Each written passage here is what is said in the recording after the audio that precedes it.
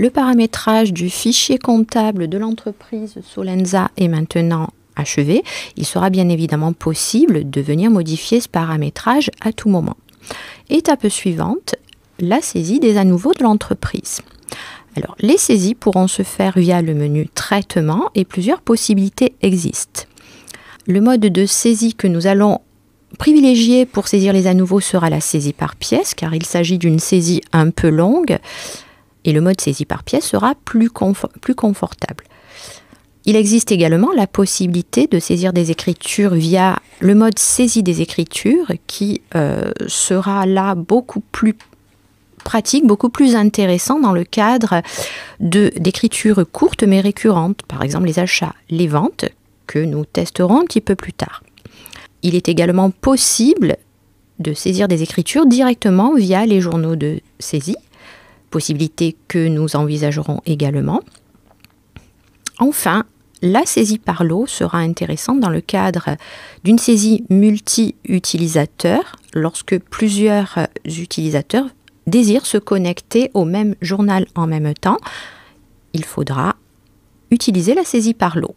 Chacun de ces modes de saisie sera exploré au cours de vidéos différentes. Donc là, nous allons démarrer les à nouveau par la saisie par pièce.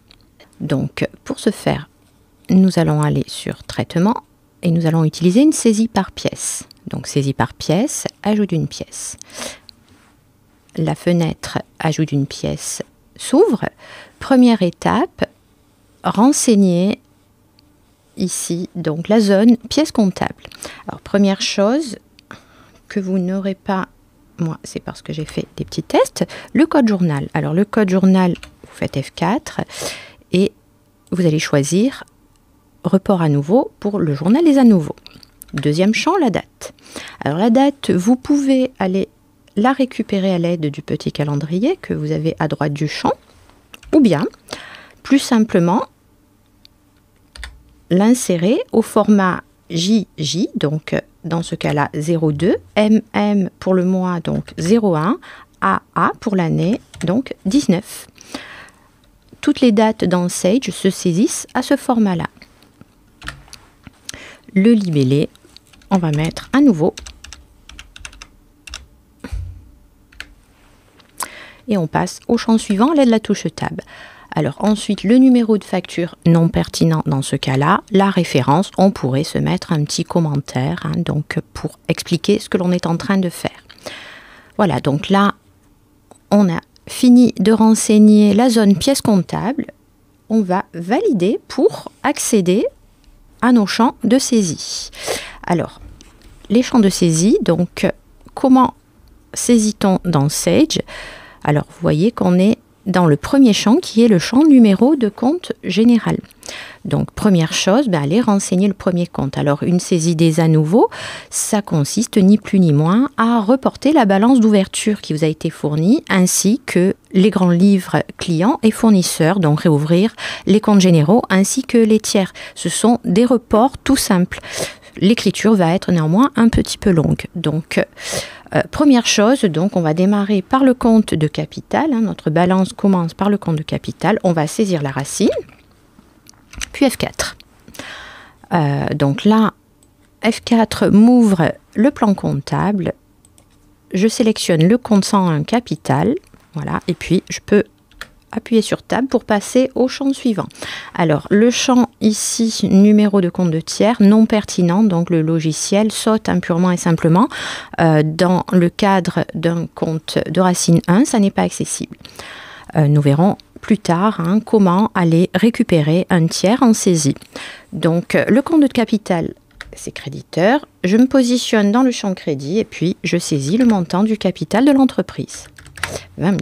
Alors j'ai fini ma ligne, il faut maintenant que je l'enregistre pour qu'elle s'incrémente dans la liste. Ce que je vais faire lorsque c'est fini, j'ai accès au bouton enregistrer, voilà.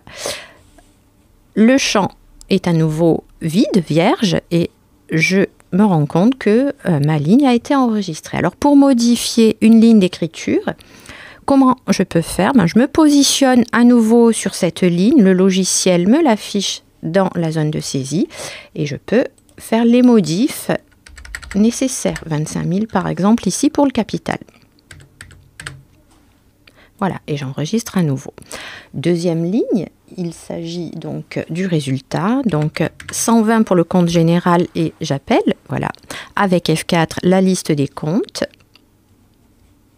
Résultat de l'exercice bénéficiaire, puisqu'il s'agit d'un solde créditeur, OK. Et puis, je vais dans la zone crédit. Donc le résultat est de 7226,94. Voilà, j'ai fini ma ligne, j'enregistre. Ainsi de suite, hein, donc nous allons reporter tous les comptes de la balance. Donc pour l'emprunt, 164, F4 pour ouvrir la ligne, emprunt auprès des établissements de crédit, je valide, voilà, et je passe au champ suivant, solde créditeur de 4 676,50 €. Et j'enregistre. Donc, le principe ensuite est le même, donc il s'agit, ligne par ligne, de reporter les montants de notre balance générale. Pour les immobilisations, donc 218 100, les installations générales, voilà, donc je sélectionne et je passe au champ suivant, le solde est débiteur, puisqu'il s'agit d'une immobilisation, 4 353,88, et j'enregistre.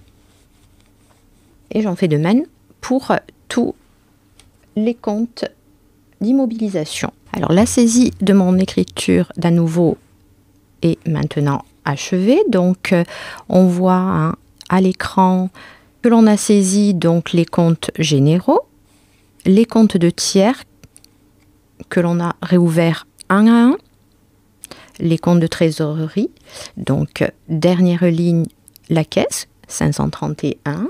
Donc il me reste à enregistrer, voilà, cette ligne.